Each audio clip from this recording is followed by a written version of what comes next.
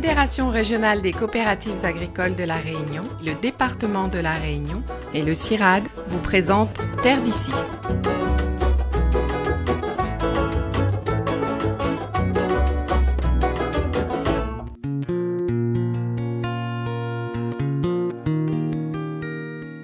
Ces jolies hampes florales ornent encore de nombreux jardins réunionnais. Mais ne vous fiez pas à son aspect décoratif, l'herbe de la pampa est une plante invasive.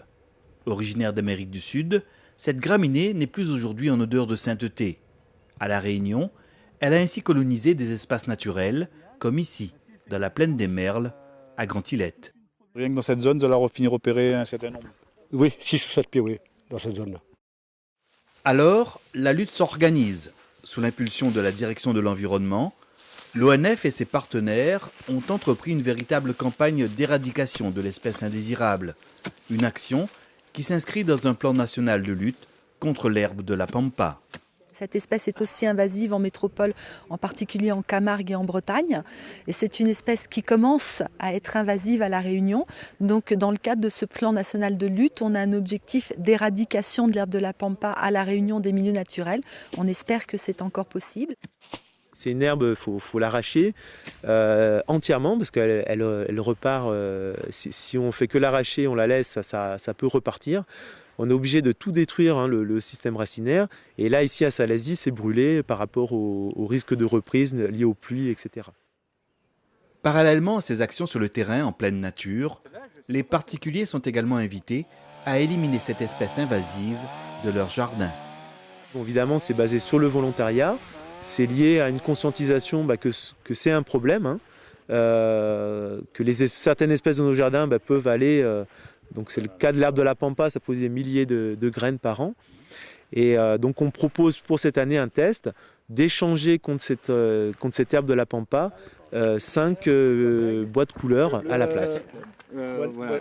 Un bois maigre, un cœur bleu, un change écorce, un bois de golette. D'accord. Et un joli cœur. D'accord. C'est ça le bois de golette alors, hein. Voilà. D'accord, mais il ne reconnaît pas trop le... D'accord, il ressemble un peu le bois de... Oui, voilà. Temps-Georges, voilà. D'accord. Donc vous n'êtes pas obligé de les mettre là, à l'endroit où on a arraché les arbres de la pampa. Vous pouvez les mettre ailleurs, mais il faut essayer de s'en occuper. Pour moi, c'est un très bon échange parce que bon, il y a des espèces que je trouve pas facilement à côté de chez moi, là. Donc je serais bien content de les avoir dans le jardin. Bien au-delà des jardins, la lutte contre les espèces exotiques invasives prend désormais une dimension régionale, avec la mise en place d'une coopération dans divers domaines avec les autres pays de la zone océan Indien.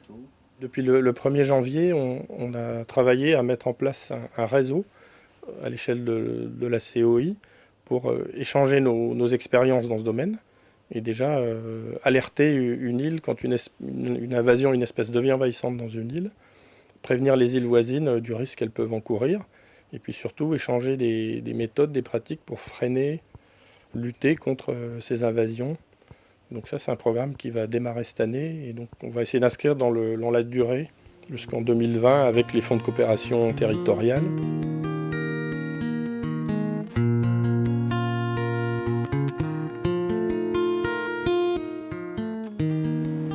Qu'elles soient d'origine végétale ou animale, les espèces exotiques invasives représentent une menace potentielle pour la biodiversité de notre île.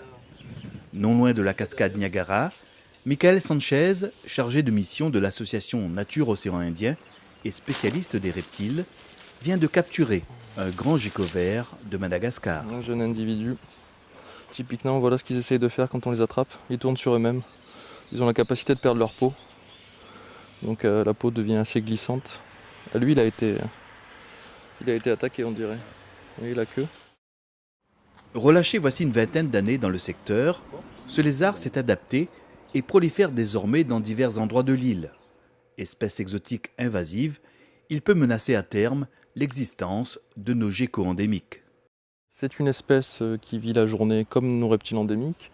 C'est une espèce qui est arboricole comme eux, mais c'est une espèce qui est beaucoup plus grosse, qui atteint des densités très importantes et qui est habituée à la compétition du fait de son origine à Madagascar où elle vit déjà avec d'autres geckos comme ça, d'autres geckos verts. C'est un animal très opportuniste qui a un très large spectre de proies, tout type d'insectes. On peut trouver également des escargots, des scorpions, des cloportes, araignées, enfin tout ce qui passe à sa portée.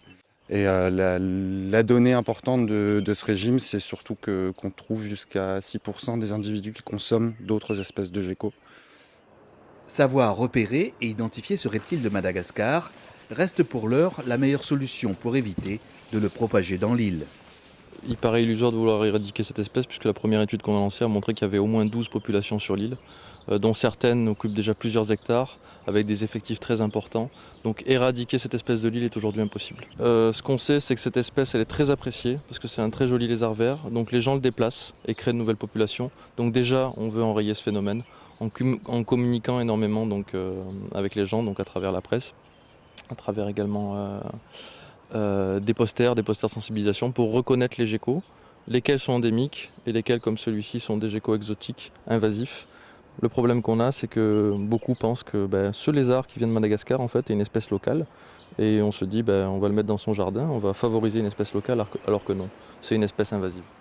À l'autre bout de l'île, le lézard envahisseur est déjà signalé tout au long du sentier littoral de Manapani. La zone d'habitat privilégiée de notre gecko vert endémique est protégée. Voilà un panneau qui synthétise bien la problématique du grand gecko vert de Madagascar. Donc comme il est très proche du gecko vert de Manapani, il va voler son habitat, il va également voler sa nourriture, il pourra gêner la reproduction et il pourra manger des geckos verts de Manapani. Donc ce panneau fait par les enfants présente bien le problème et signale aux riverains et à toute personne qui vit dans le coin que ce gecko vert, si on le voit, il faut le signaler, qu'on puisse l'enlever et qu'il ne s'installe pas à Manapani.